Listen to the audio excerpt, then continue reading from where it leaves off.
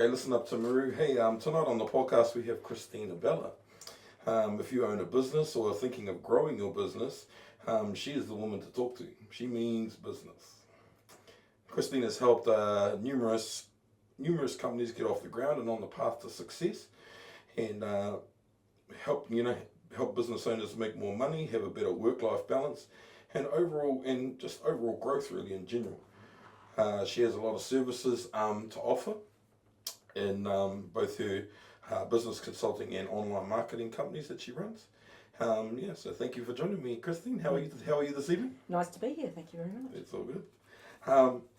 So I would be lying if I wasn't a little bit nervous about this one, actually, because you're probably one of the more intelligent people that we've had in that seat. Oh boy! Okay. To date. So it's a little bit intimidating, but we'll just jump right in there. I don't bite much, don't worry. That's good. Okay, so Christine, why don't you tell us a little bit about yourself? Where are you from? I was born in Christchurch. Yep. Dad was in the Air Force, so we travelled around a lot when I was a kid, and but most of the time I was in Christchurch. So I went to primary school, secondary school, mostly in Christchurch. Nice. And have you always lived in New Zealand? No, when I was almost 18, my parents decided they were moving to Australia, and I was going too because I wasn't 18 yet and I didn't really get a choice. So I moved to Australia and I lived there for 35 years. So excuse me if I've got a weird accent. I'm trying to lose it, honestly.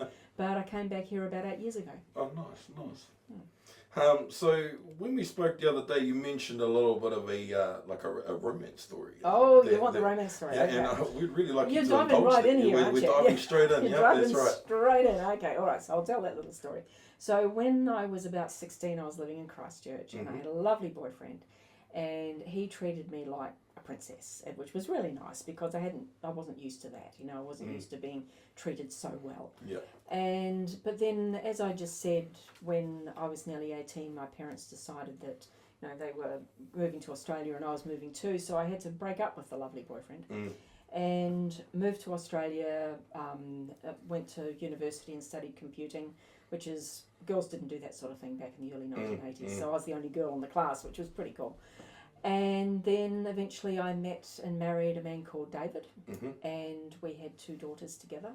So my daughters are now 29 and 31, I think I've got that right. And we were married for nearly 30 years in Melbourne. Unfortunately, it was an abusive marriage, and so I wasn't very happy. So then about 8 years ago, I decided I'd had enough of being in that relationship. And my children had long since left home. So I decided, I'm going home. And so I left David and moved back to New Zealand. And my parents had been back here for quite a few years already. So they were living in Cheviot in North Canterbury. Cheviot, yeah. Most people pronounce it wrong. The old school people in Cheviot call it Cheviot. Cheviot. Not Cheviot. Not Cheviot, not Cheviot, but Cheviot. Okay. Anyway, we'll get that right. So I moved to Cheviot and I bought the house next door to Mum and Dad because Dad owned it. And I renovated that house and enjoyed living there. And after about 18 months, I decided that I was wanting to do something that I'd always wanted to do, which was to go on a trip to America. Oh, wow. And so I went to America for a month and I travelled all over the place, went by myself, took only carry-on luggage, travelled all over, met up with people that I'd known for years online. So everywhere I went except for one place, I met up with people I knew and had a great time.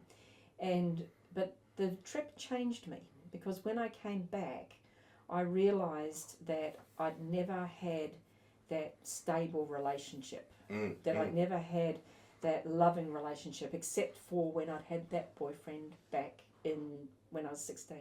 So I decided what's he doing? So he was living in Timaru. Oh, wow. And so that's why I live in Timaru now, because I moved down to Timaru from Cheviot about 2019. So I've been here about 5 years now. So when you went to America, what year was that when you went to America? That was 2017 when I went there, September, October. So it was the fall there, as they call it, the autumn. The autumn, And all the trees were starting to change colour, and I actually saw snow on pine trees for the first time in my life, but I'd never seen before. And it just sort of made sense. It was at the time of like Halloween and stuff, and there was corn stalks and pumpkins and all those sort of things, which don't make sense when you live in the southern hemisphere. They made sense. Oh yeah, that's why they do that. What was America like? How did you find it over there? Well, we travelled around a lot. Well, I travelled around a lot with my friends because I flew into Denver and went Colorado, to Colorado, yep. and went to see the Rocky Mountains. Oh, and I'm a big international park, so I went there. Then I flew to New York City, and I spent 3 days in New York City, which was a whole other kind of jungle. Yep. And then I flew to Chicago. And when I was in Chicago, I met up with one of my best friends in the whole world, a man called Steve.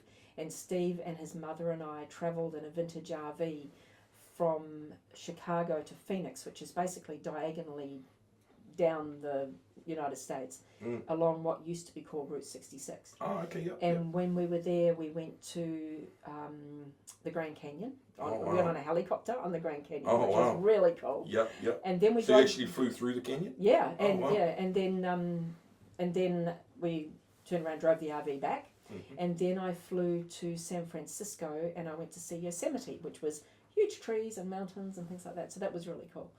And one thing I noticed about America is that it is exactly how you think it's going to be, because you see all the, you've seen all the, like the yellow buses. They're a real thing, and the people are pretty much exactly as you think they're going to be, except not as extreme, because we get the more extreme ends of the spectrum here. Yeah. And I also noticed that when you cross boundaries from one state to another, things change a lot.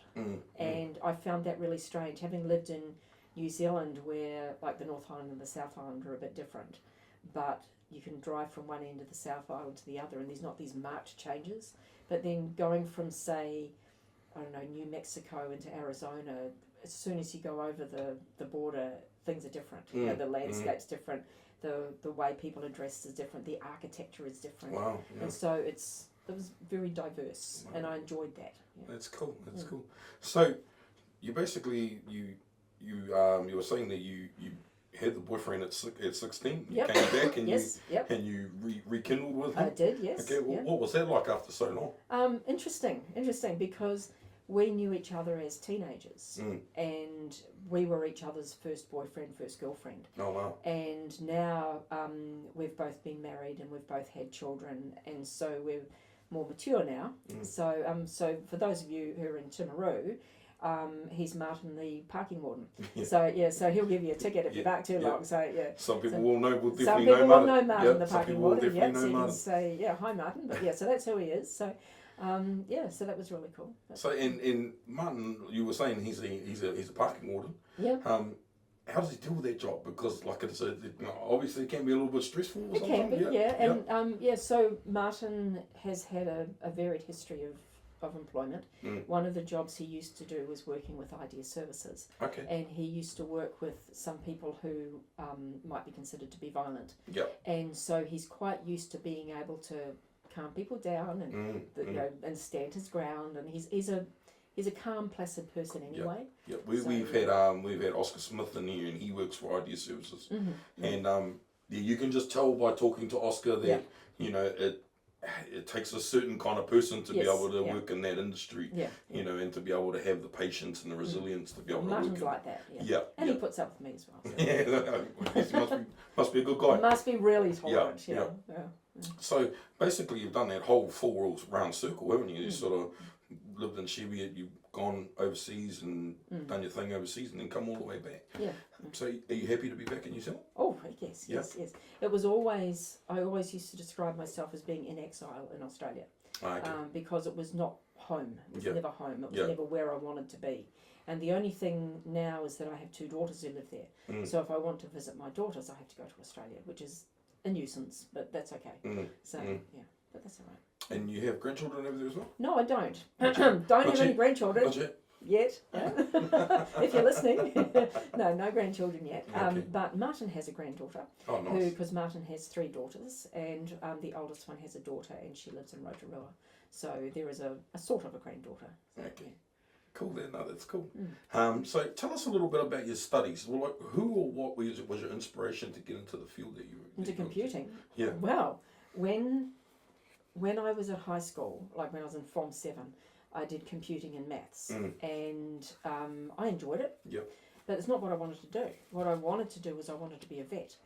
And, okay. Yeah, and so I said to Dad, so what happened was I was trying to get into vet school because I hadn't studied physics in Form 7 and you needed to do vet. And then, so in my last year at high school, I worked really, really hard and qualified to go to Massey to study to be a vet. But then Mum and Dad decided, well, actually, we're moving to Australia and you're coming too. Okay. So I said, oh, okay, I've done all that work to try to get into Massey, and that it's not going to happen because I've got to go to Australia. So I said to Dad, well, could you at least try to enrol me into the vet school in Melbourne? And the place where we were living was a place called Werribee, which is where the vet school is, for Melbourne University. So Dad did my enrolment into university because I went over there about 3 months after they did. And I found out later that Dad never did enrol me in the vet. He wanted me to be an accountant. Oh, okay. Yeah, and so what he did was you had to put down 7 preferences. So he went 1, 2, 3, 4, 5, 6 accounting. And then he said to me, so if you couldn't get into veterinary, what would you do? I said, well, I quite enjoyed doing computing at high school. So maybe computing, thinking that he was putting me down as computing number 2 and veterinary number 1. I didn't get into accounting because I hadn't done any bookkeeping or anything at high school. Okay. Even though I'm quite good at maths. And I didn't get into any of that, but I did get into computing. And I didn't find out till quite a few years later that he never even tried to enrol me in veterinary. So that's how I got into computing. And how did that conversation go when you found out? It was sort of over by then, but yeah. But no, I still, I would have been happy being a vet. I would have been happy being whatever. But and turns out I'm quite a logical thinker, and that's something you need to be to do well in computing, generally speaking. So, fair to say that you're actually a very educated woman. Yeah. Yeah, and it's and like I think people, like I said, a lot of people find that quite intimidating. So I'm not scaring you or anything. No, I don't want to scare you. But so what certificates or qualifications did you gain through computing? Oh, well, not very many. I did a Bachelor of Science degree, which was just the basic degree. I didn't do honours, I didn't do masters or anything like that. And then after I started work, I started to do a Bachelor of Business degree because I wanted to study the subjects. I wanted to know more about, ironically, accounting, economics, legal studies, that sort of stuff. So I started a Bachelor of Business degree, but I never finished it because I was just wanting to learn things, not actually get another degree. So that's pretty much it as far as academia is concerned.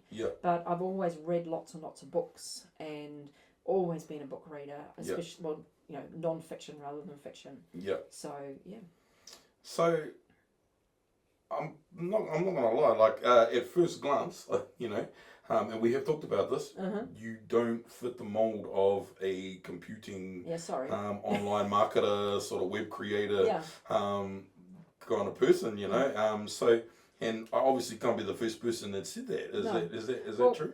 I started in computing like late 1970s at high school. So officially I sort of started in 1981 when I went to university. So for those who are thinking, wondering, yes, I'm 61 years old. Okay, so I'm really old. But when you think about it, in 1981, the people who were studying at university, studying computing, they're all going to be in their 60s now. Okay, so, and some of us are still around and still working in that field. A lot of people would have started in computing and then moved into other things, but there's still a lot of us around, that are still working in this field, and some of us are female. So, statistically, there's not that many of us. I'm one of the few women of my age in computing, but it's just who I am and what I do. And you obviously went to university in Australia. Yes. What was that like? Doing your studies in Australia. Well, I arrived in Australia on the 5th of February 1981, and yes, I've got one of those memories for dates. And then I started university on around about the 1st of March, and every single conversation I had was about my accent. And so how Kiwi it was. Say sucks. How Kiwi you were. How Kiwi you all that stuff. Yeah. And so I quite quickly learned to talk in an Australian accent. Yeah. Because then they wouldn't talk about my other accent. Yeah. And you have to raise your voice at the end of the sentences. Yeah. So I just started talking like that. Yeah, and I find that as well. Like quite a few of my friends that have gone to Australia. Yeah. It's quite surprising how quickly they settle into the Australian accent. Yes, you sort of have to. Otherwise, every conversation you have becomes a conversation about your accent. Yeah. And especially in 1981. Yeah. Because back then it wasn't as common. Okay. So I didn't know any other New Zealanders when I went there. Okay, so basically you're saying that the New Zealand population wasn't as big over there. No, not at all. No, back then. Well, it was sort of before the big rush later in the 80s. So, the only other New Zealanders I knew then were my mum and dad and my brother and sister. So, I didn't know any other New Zealanders, and there weren't that many of us around. So, Wow. So you before we did the podcast, you mentioned to us that you were on the team to help create the World Wide Web. Sort of, yeah. So what happened was, 1988, I was working for a company called Höchst, which is a hard to pronounce German name, and I was working in a place that people who are from Melbourne would know, which is St Kilda Road, which is full of office buildings. Okay, and I was working as a computer programmer for Höchst, which was a German company, and this German company, I was in the Australian office, and the German company had been asked by a group of people, mostly academics from universities and people from the military, to set up a thing called the World Wide Web. And someone from Höchst in Germany had been asked to be on that committee to discuss programming standards.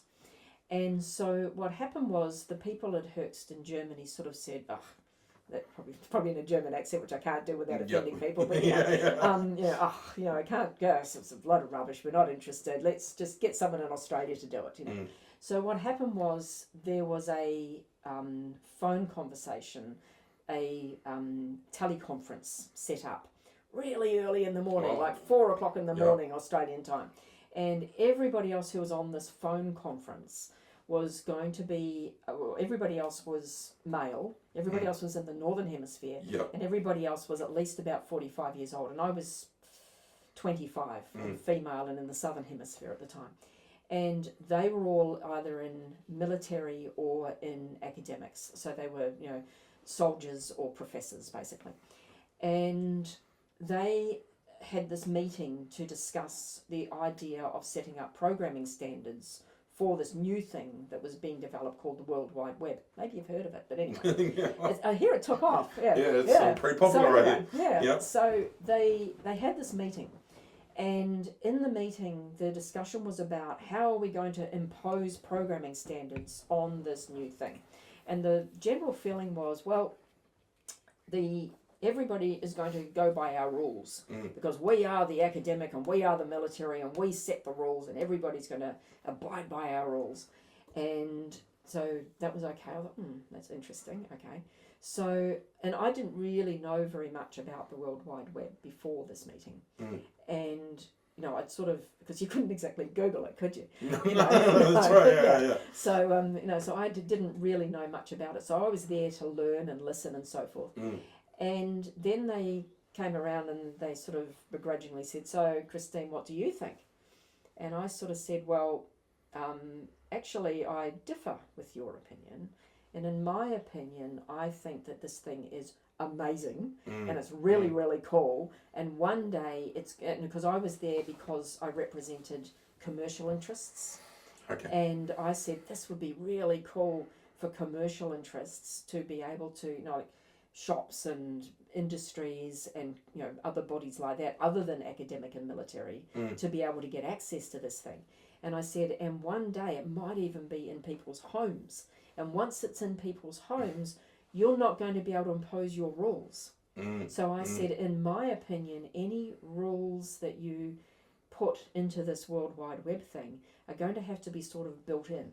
So it's going to have to be that this thing's not going to work unless you follow the rules, rather than dictating what the rules are.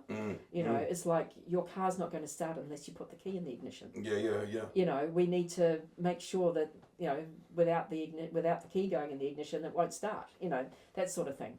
I'm not going down the whole hot wiring cars. Like, you know what I mean? I'm trying to think about how that translates to the internet we use today. Okay, so if you look at a website now, and let's say you go to a browser, okay, and you look at a web page, and you say right click and say view source, okay, you're going to see a whole lot of code which is written in a language called HTML, mostly written in HTML. There's a little bit of JavaScript and other bits and pieces in there, but most of it is written in HTML. And there are language constructs about how that HTML is set up. Okay. So if you gobbled it all up, mixed it all up, and you broke those so-called rules, then that web page is not going to render. It's not going to look like how you want it. I see. Okay, it's a bit like you create a sentence in English. It's got a noun, a verb, an object, all these different things. And because I speak a sentence in English with the words in a certain order, you know what I'm talking about. And so when I write a web page which is in HTML, which has everything in the right way, it's going to work. Okay. So these rules about how a web page is set up is how we ended up imposing rules and standards on the World Wide Web.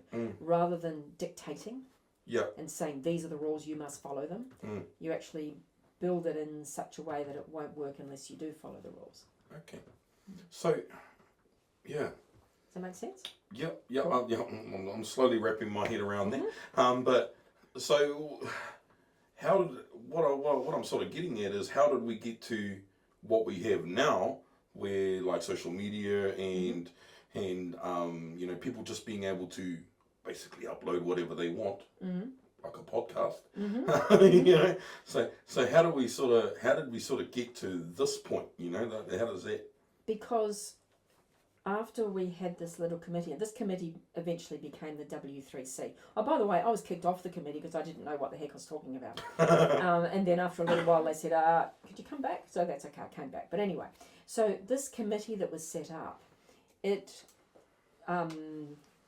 had other people interested, and they had other people interested, and eventually lots and lots of companies became interested, and especially once it was realised that yes, this does have commercial applications.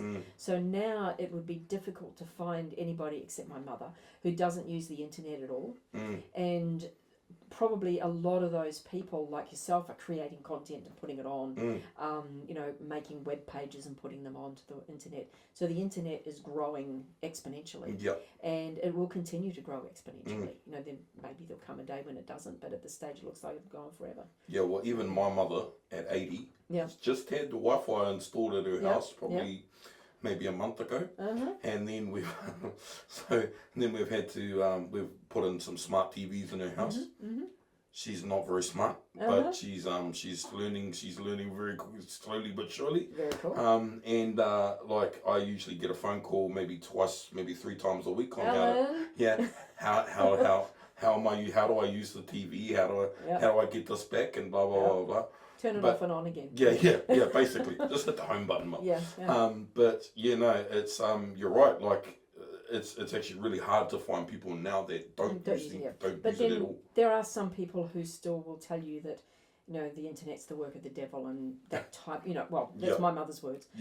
Things like that. So I think, and I've never actually told my mother about my involvement of the early days of the internet. Because, really? Yeah, I think she'd be a wee bit disappointed in me. Sorry, Mum. So at what stage did you decide to take your talents further and develop your own business? Well, we're 1988, I'm working for a company, I'm, doing stuff.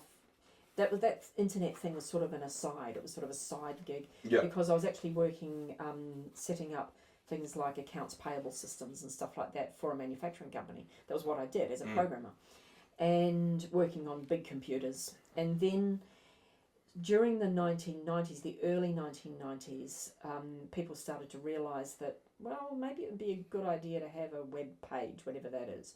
And so during the 1990s, I started I was telling people about this thing that was coming and how it was going to be big.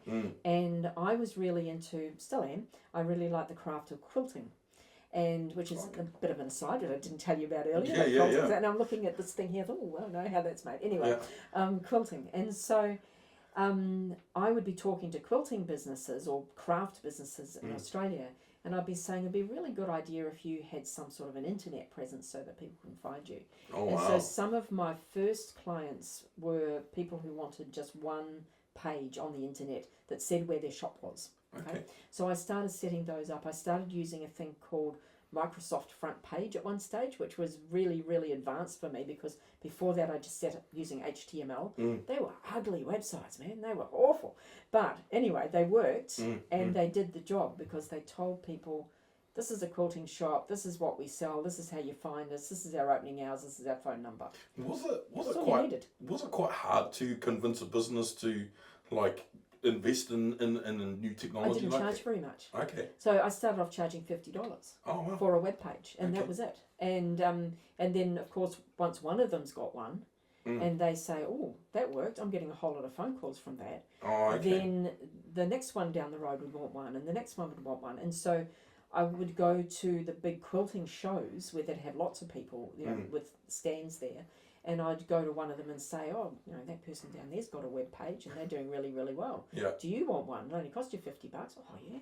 So once I'd built quite a few of these things, I started upping my prices. Yeah. But also technology grew, and so it started becoming not just one page but multiple pages, so a website rather than a web page. And then after a while, search engines came out. One of the early ones was Alta Vista and things like that. So Alta Vista, yes, there's old school one. Yep. And so people would want to be found on these search engines. And so one of the things, so for those who are not sure what a search engine is, a really good example now is Google. Google's the big kahuna now. Yeah. But so you need to be able to be found on a search engine. And these days there's a thing called SEO, which is search engine optimization, which you can do a course on SEO. You can probably do a university degree on it, for crying out loud. But these days you can learn how to do it. But back then nobody really knew. So I had to work out, how do we get the web page onto the search engines, and what's best practice, and what are they going to like and what are they not going to like, that sort of thing. So then after a while after that, social media came along. So there was, how do we use social media to make our business better? Because as the name implies, social media was originally just for people to talk with their friends. It was social. But these days, as you know, you've got all sorts of social media type things. Another development that came on was SMS marketing or text message marketing. So that was really big. It still is. I still do a lot of that with clients. Not in New Zealand because of the rules here, but that's a whole other story. And another thing which came to my attention about 12 years ago was AI. So back then you could actually download code, because I'm a coder, so I could understand it. You could download code that you could then manipulate to make your own little AI machine. Not as great as what ChatGPT is now, but you could use it and you could train it to know things, and you could ask it things and it would spit things back to you and stuff like that. So I played with that for about the last 12 years or so. Wow. So that was really cool. And these days, of course, all of these things all work together. So you can now have a website with a chat thing on it, a little chat widget on it that asks you questions, that you ask questions, the visitor asks questions, and it knows the answers because it's run by AI. Yep. And it can also help you to make a booking to, make an appointment or whatever. Yep. So it can do all of these things. I notice a lot of websites now do have these little chat bots with them now, that you sort of, if you're getting stuck with anything, you can just sort of chat to it. Well, what if that website was for a plumber, for example, and the plumber has fed his calendar into the system, and so the person says, well, are you able to come and fix my pipe on Tuesday at 2:00? And the chatbot says, yep, we can do that, and books it in. Wow, that's cool. That's pretty cool. Yeah, that is pretty cool, yeah. So there's all sorts of things like that can be done. And I think too, like you know, especially nowadays, there are so many different applications where people are making money on the internet, aren't they? Like it's, you know, it's like TikTok. You know, like people just making money lip syncing music nowadays. It's crazy, but yeah, I think you're right. It's really definitely come a long way. Yeah, one of the biggest ways to make money on the internet is using what's called affiliate marketing. So what that means is that you can set up a website where you list a whole lot of products that are being sold by somebody else, and you get a percentage whenever a sale is made. Wow. So I've been doing affiliate marketing for 15, 20 years, and a lot of my income comes from affiliate marketing. So to give you an example, I've got a client which runs there's a group of locksmiths in the United States, and I've set up websites in the United States that have a phone number on them, and whenever anybody is looking for a locksmith in the United States, it's a good chance they'll find my website because I'm really good with SEO, search engine optimization, and they'll find my website, they'll click on the number to call it, and then if they book the locksmith, I get $5 or $10 or whatever it is. Wow. So it works. That's cool. That's cool. Or it could be a product that gets sold. Yeah. Like through Amazon or wherever. So, yeah. I have heard of that. I have seen like little ads about that. Yeah. But you obviously just explained it to me. That's pretty cool. So how has your experience in other countries helped you become successful in what you do now? I think I've become successful despite my experience in other countries. Okay. Because when I was 18 or nearly 18, I didn't want to go to Australia. You know, I went to Australia to be a good girl, you know, to do what my parents wanted me to do. Yep. And it's hard to know what would have happened if I'd stayed in New Zealand. I possibly would have become a vet, and we wouldn't be having this conversation. Yeah. But because I went to Australia and I studied computing, and then because the internet came along and I was able to communicate with people in the United States, as you know, because a lot of my clients were in the United States when I was working in Australia, and still are. But you know, having that contact with all these people all around the world, or Australia and the United States, meant that I got their perspective on things as well.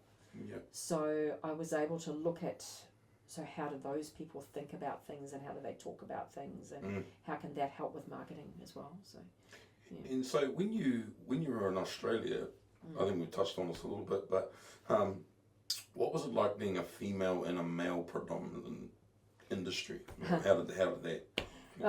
When I was working in the office situation, that was the only time it was a problem. And not a problem, no, the only time it was obvious. Yeah. Because once I left that and started working for myself, which was about the time I had children, that was just me. So it was a 100% female-dominated industry. Yep. When I was working in a man's environment, you know, usually there was 2 or 3 other women in the office. You know, let's say if there was, you know, a dozen people there, you might have 2 women, something like that sort of ratio.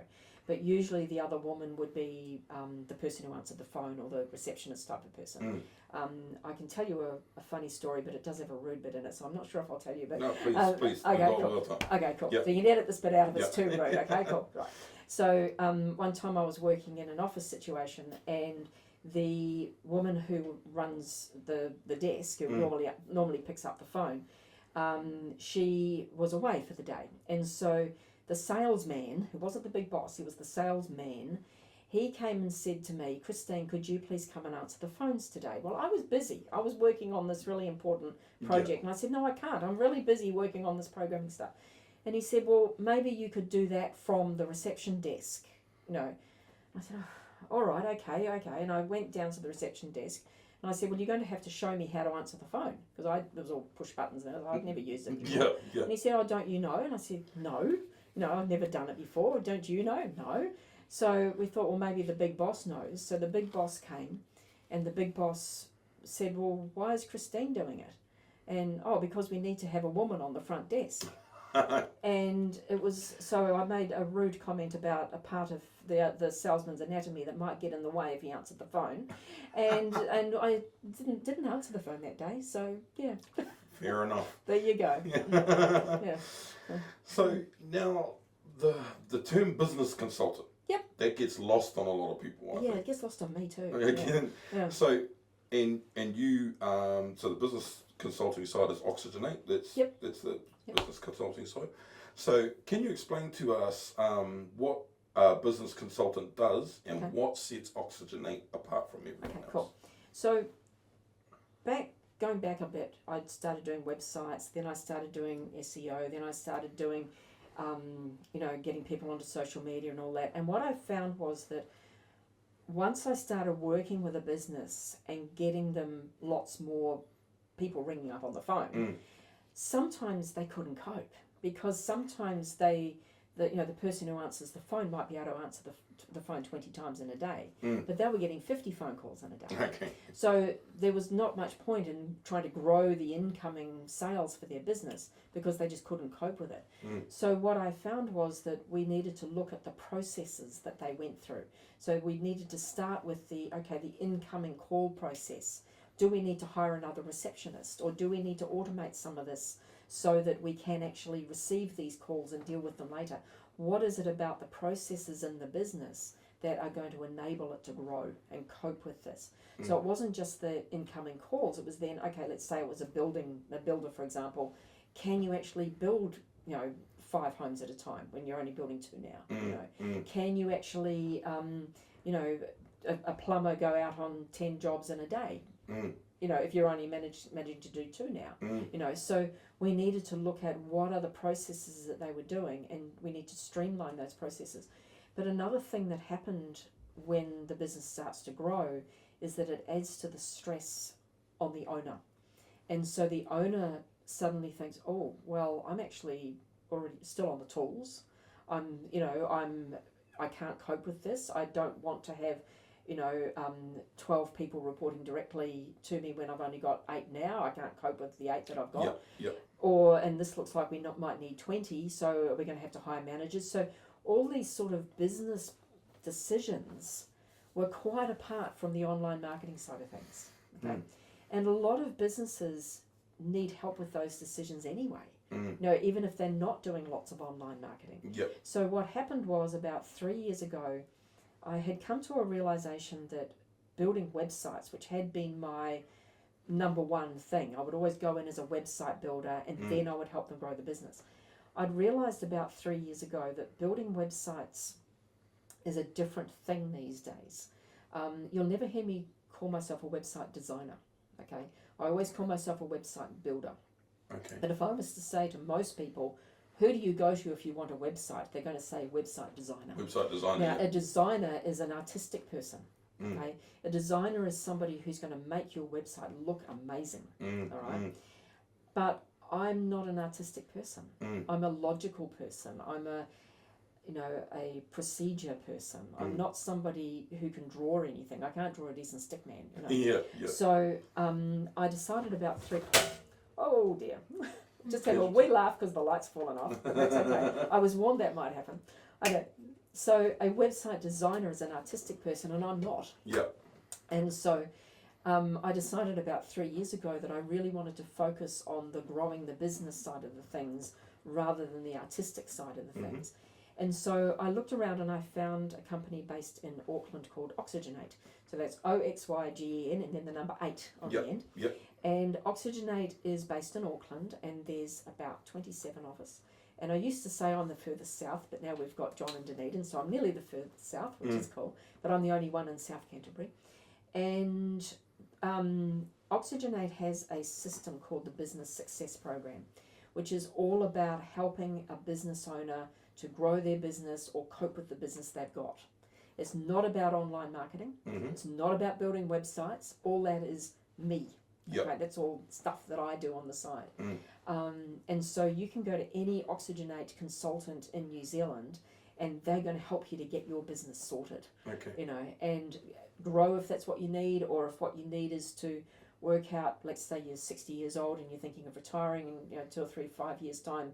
What are you going to do after that? Sort out succession plans, that sort of thing. So they've got a system that works. It doesn't matter what size business. We tend to say that we work with businesses of between $1 million and $10 million turnover. Okay. We can go lower, like Yep. I have worked with those of $500,000. Yep. But the thing is that we charge like wounded bulls. And so if we're working with too small a business, they usually can't afford us. Okay. But we do have a process that we go through before working out whether we're going to work with somebody, where we have a couple of hours free to start with. Yep.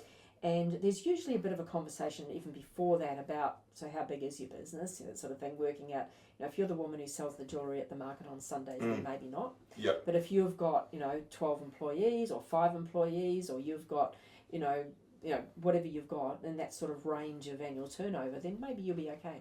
But we have a couple of hours free before we start working together. Okay. And the first hour is a discussion about the business, what are the challenges in the business.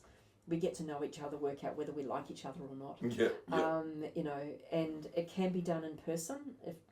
For me, you'd need to be in South Canterbury for it to be in person, or it can be done by Zoom. And I work with, I've got a client in Wanaka, for example, that I've never met, but we always meet by Zoom. Okay. The second hour, we have a great big spreadsheet that we go through. And this spreadsheet's got 66 questions on it. And these 66 questions all cover things that the business success program can help with. So an example of one of the questions is, do you have a current business plan that you work from? And you grade yourself from 1 to 5, depending on how well you think you're doing in your business. And so if I said to you about your business plan, and you went, what's a business plan? You'd get a 1. And if you say, yep, we did one 3 months ago and we work from it all the time, you get a 5. Okay. You grade yourself. We also feed into that spreadsheet some figures. We feed in your annual turnover, your cost of goods sold, your expenses, and your wages. And what it does is it spits out a theoretical profit leakage figure. Yeah, I did see that. There you go. And so it says, how much more money could you theoretically make from your business if we got all the 1s, 2s, 3s, and 4s up to 5s? Okay. So in other words, if you work with an Oxygen8 consultant, what improvement could there be in your profit? Now, sometimes this will come out with a small figure. Sometimes it'll come out with a large figure. And what it comes out with will depend on how honestly you answered the questions, but also how big your business is. So that's how it works. And then I base my fee on what that comes out with. But yeah. Wow, that's really interesting. So, and you also have the Gecko Gully company as well. Yeah, so Gecko Gully Limited is my own company. And so and Oxygen8 I own a franchise of. Okay. So can you explain what this company does as well? Gecko Gully. Gecko Gully, So Gecko Gully I set that up in Australia as a sole trader in 2000. Long time ago. And so Gecko Gully was very originally set up to publish quilt patterns of all things. But then it became clear that, and I called it Gecko Gully because it doesn't mean anything. And so it's very Australian. That's funny you say that, because when I talk to Americans, they say, "Oh, you must be from California," or whatever. So people think of it as being local. So the Gecko Gully name was a name I chose because it doesn't mean anything. So you can use it for anything you like. So when I started building websites for clients, it was done under the name Gecko Gully.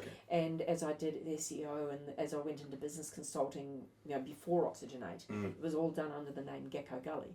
Now, when I work with a client who is just business consulting, it's done as Oxygen8. Okay. They will still get their invoices. They pay Gecko Gully, and then I pay a percentage of that to Oxygen8. Cool. So what are some of the initial signs in a business that indicate hiring a consultant would be a good idea? Okay. If you need someone to talk to about your business, that's one of the really initial things. If you think, I've got nobody to talk to about this business, I don't know what's happening, I'm confused, I don't understand my financial reports, I'm stressed out, I'm waking up in the middle of the night at 2 o'clock in the morning thinking, oh, what am I going to do next? Those sort of worry type things are a really good indicator that maybe it'd be a good idea to have a talk with a business consultant. And that's one of the reasons why we have that that first hour for free. Okay. Because then you can sort of work out, do I have a rapport with this person or not? You know, and I have had meetings with people who have been, and I'm usually quite honest with people and say, if you don't feel comfortable with me, I will introduce you to someone else.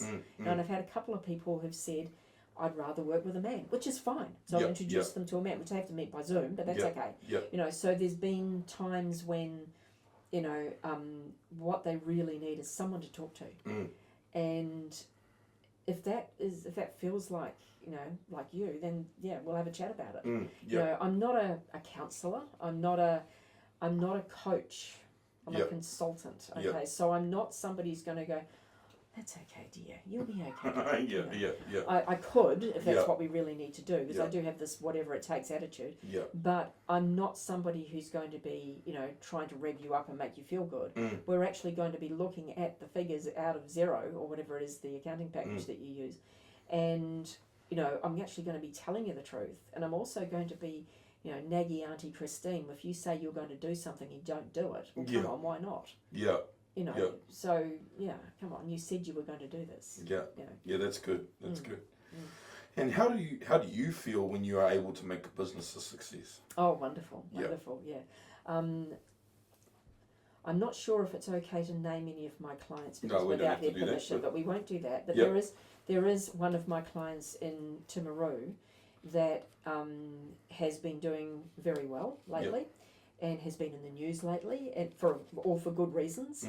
And even though I have not had any direct, you know, input into their success, I feel very proud, like a mother hen, that you know that look what they've done, isn't it cool? That's cool. And so, and I really enjoy the meetings that we have together, and they feel comfortable that they can talk about what they're doing and things like that. So. Yeah, it's nice. That's awesome. And what are some of the mistakes that new business owners make? One of the biggest mistakes is to not understand your tax obligations. And I'm not an accountant, and I'm not here to give anybody tax advice. It's a really good idea to get yourself a good accountant to start with, and make sure that accountant explains to your explains to you your tax obligations. One thing that can happen is you might set up as a company and you're taking drawings from the company and not realising you have to, as a private person, have to pay tax on those drawings. I had a client once that got in a bit of trouble for that, you know, because they'd taken a lot of drawings and they didn't realise, oh heck, we've got to pay tax on all of this now. How are we going to do that? So for our, especially for me, what's a drawing? A drawing is money that you take out of the company. So say you own ABC Limited, all right, and ABC Limited sells, I don't know, lions, and you sell lots of lions this year, and so you can either give yourself wages as an employee of the company, or because you're the owner of the company, you can say, okay, ABC Limited is going to give me $100,000 of the profit. And so you actually have to pay tax on that $100,000. Just the same as you would for any other work that you do, you have to pay tax on that money. So, you know, and a lot of people don't realise that they have to. And it's a trap that a lot of people fall into. It can be. Another trap is where it all comes into provisional tax, where you've got to pay more tax in year 2 and so forth.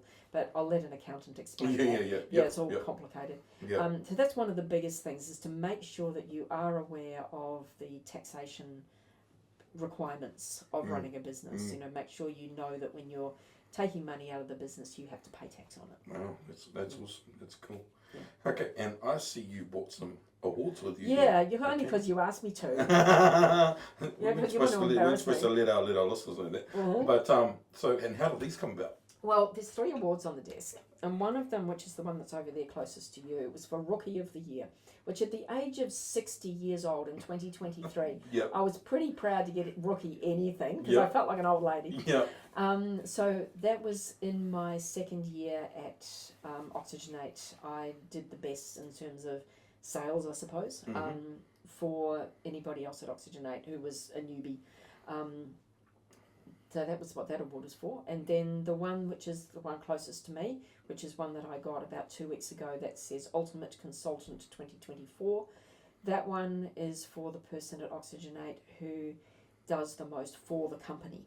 So Wow. what I did for the company is help them to build a new website. I didn't actually build the website for them, but I was on the committee that helped to build the website and did that. Also, I've been on the marketing committee for 2 years now, so so I've been able to help the company in that way. And the one in the middle was the biggest surprise of all, which is the third highest earner. So out of 27 or so of us, I was the third highest earner in the company, Wow. which is pretty surprising for me. Yeah, that's amazing. So that was amazing, and I'm particularly proud that these. Forget about the first one, the rookie one on the other side, but these 2 awards. There's only 5 awards given out every year. Oh, wow. And 4 of them went to the South Island. Wow, that's which awesome. I was so proud of. So the rookie went to Dunedin and went to John in Dunedin. And considering there's 27. There's 27 of them, 27. and about 15 to 18 of them are in Auckland, Oh, wow. which is a big city. Yeah. And actually, the one who got first lives in a rural area outside Auckland. Okay. And then the one who got second is in Christchurch. And then the one who got third was me in Timaru, which is pretty cool. Yeah. And then the other 2 awards were for the Ultimate Consultant and then the Rookie of the Year, which was Dunedin. So I'm really proud that, not that I've got anything against Aucklanders, but I was really proud that they went to South Islanders and also regional people, as they call them in Auckland. That's congratulations. That's really you've done really well. Yeah. So that's an amazing story. And so you must have experienced times that were difficult mentally, socially, and emotionally. So can you tell us a little bit about what you might have experienced and how you overcome some of these struggles? Okay. So my motto has always been be brave. Okay. But not in a defiant, no matter what, you must be brave, but I tend to sit back and analyse a situation and think about what is the brave thing to do. Not always what is the safe thing to do, but what is the brave thing to do. And so, as I said before, I was in an abusive marriage for 30 years. And at every time something happened, I would think, so what's the brave thing to do here? And sometimes the brave thing to do was run away. And because that was the safe thing to do as well. But the brave thing to do was not to stand up to him. Sometimes the brave thing to do was to protect my children. Sometimes the brave thing to do was, to fight back. So I always thought about what is the brave thing to do. Wow, sometimes the brave thing to do is to apply for that job. Or call that fella that you fancy. Or to... Shut up, Martin. Hi, Martin. No, love you. To do the thing that you are scared of. But to always think about,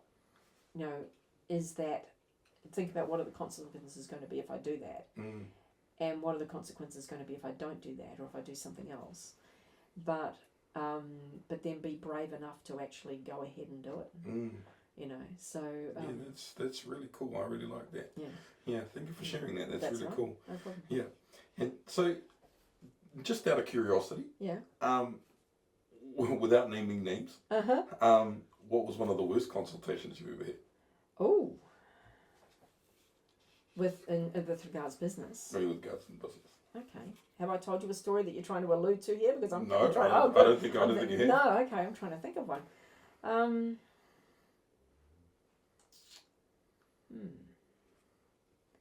I have had a situation where somebody wanted me to build them a website, and so I went into a lot of detail in how I would do it. I wanted to build this website. I knew that it would be a good one to have in my portfolio. And so I went to a lot of detail of this is what I would do. And then they basically took my ideas and got their nephew to build it. They did a really bad job. Jeez. And then blamed me that the concept was bad in the first place. So publicly blamed me that, no, Christine came up with the concept. So I just fought back and said, well, actually, yeah, I did come up with the concept, but you never paid me anything for it publicly. Yeah. I said that, and so it became a bit of a slanging match. But yeah, that was a bad experience. Yeah. But so these days, you want a concept, you're going to be paying for it. Yeah. So yeah, I'll give you some ideas, but there won't be anything in writing that you can, give to your nephew. So, Definitely. Yeah, no, that's awesome. And if we ever, I'm telling you, if we ever want to kick off a larger company, I definitely want to come talk to you about it because I think when you want to kick off, when, not if you ever, but when. The brave thing, when. Yeah, when. I definitely want to come to you because I think we've got a lot of insight into actually what you do, and it's I think a lot of businesses could benefit from what you do. So that's and like I said, that business consultant thing, it's sort of people like, well, one thing that you'll find, and please, any accountants who are listening, please block your ears. One thing you'll find is that there are a lot of people out there who put themselves out as being business advisors and business advisories and stuff like that. And however, the way Oxygen8 does things and the way that I personally do things is that we go a lot deeper than just the numbers. You can go to an accountant and you will go to his office, his or her office. He's not going to be visiting you in your place of work probably. But, you'll go to their office and they'll be talking about the numbers. And yes, they do a brilliant job of making sure you're tax compliant and all that sort of stuff. And most of them will do a good job of making you understand your profit and loss or whatever it is that you're trying to understand in your financial reports. But none of them are going to go that extra mile. Like, to give you an example, there was one company that was being run by a family with a lot of children. And one of the problems that they had was finding enough money to feed all the children, basically. And so we looked at, well, what have you got? Well, they were living on a farm. They had plenty of milk and plenty of eggs, plenty of land, plenty of manure, plenty of child labour, so to speak. And so I taught them how to build a vegetable garden. And I taught them how to cook from scratch. But most accountants aren't going to do that. I actually went to their consultation in my gumboots. And we got stuck in and we built a vegetable garden. Wow. And to this day they're still growing their own vegetables. Wow, that's and cool. I've cleaned the windows of shops. I actually sat outside a shop once, a shop that was my client, and eavesdropped on the people who would come past looking in the window to hear what they said. And because there would happen to be a bus stop sitting outside, so it wasn't too weird looking. But, and they were saying, I wouldn't buy in there because look how dirty, and there was a dead fly over there. And, the windows are grubby. So we tidied up the front. Tidy up the front of the shop. But your accountant's not going to do that. They're not going to sit at the bus stop and listen to hear what people are saying about you. And so it's a whatever it takes thing. I know I've gone off topic. I can't even remember. That's cool. So it's been an amazing chat. It's been awesome. And thank you so much for coming in and being a guest on Listen Up to Marie. And if any of our listeners would like to be in contact with Christine, we will put her links and her contact information in our bio, in the video bio that we put up. And thank you so much. It's been awesome.